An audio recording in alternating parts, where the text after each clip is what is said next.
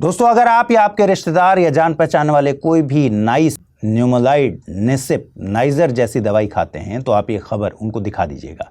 हाल ही में सरकार ने नेमुसुलाइड को लेकर बड़ा फैसला किया है। अब 100 मिलीग्राम से ज़्यादा ताकत वाली नेमुसुलाइड की ओरल दवाइयाँ यानी टैबलेट या सिरप बनाना, बेचना, बांटना तुरंत प्रभाव से रोक दिया गया है। मतलब साफ है कि सरकार मान रही है कि ज़्यादा डोज में यह दवा सेहत के लिए खतरनाक है।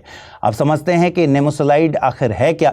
यह एक तरह की non steroid anti inflammatory drug है, यानी ये एक ऐसी दवा है जो दर्द, सूजन, बुखार को कम करती है। इसे पहली बार 1985 में इटली में इस्तेमाल किया गया था। भारत में यह दवा दांत दर्द, बदन दर्द, मांसपेशियों की तकलीफ, पीरियड्स का दर्द और ऑस्टियोआर्थराइटिस जैसी समस्याओं से लड़ने के लिए काफ़ी इस्तेमाल होती है।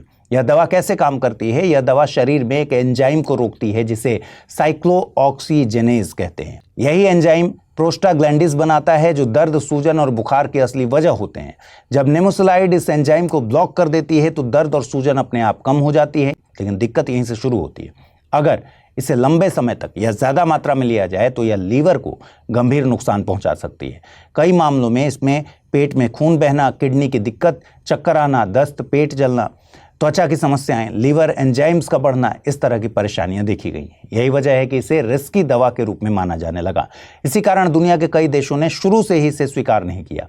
America, UK, Canada, Australia, New Zealand और जापान जैसे देशों में इसे कभी मंजूरी नहीं मिली। वहीं 2008 में वर्ल्ड हेल्थ ऑर्गेनाइजेशन से जुड़ी संस्था ने भी इसे पूरी दुनिया में पाबंदी को लेकर इसकी डिमांड की थी, लेकिन भारत में ये बिकती है और अब भारत में भी इसे लेकर सवाल उठ रहे हैं।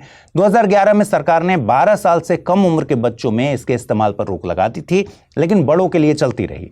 अब जब इसके साइड इफेक्ट्स को लेकर बार बार चेतावनी सामने आई है तो सरकार ने इसकी हाई डोज वाली दवाओं पर सख्त कदम उठाया है।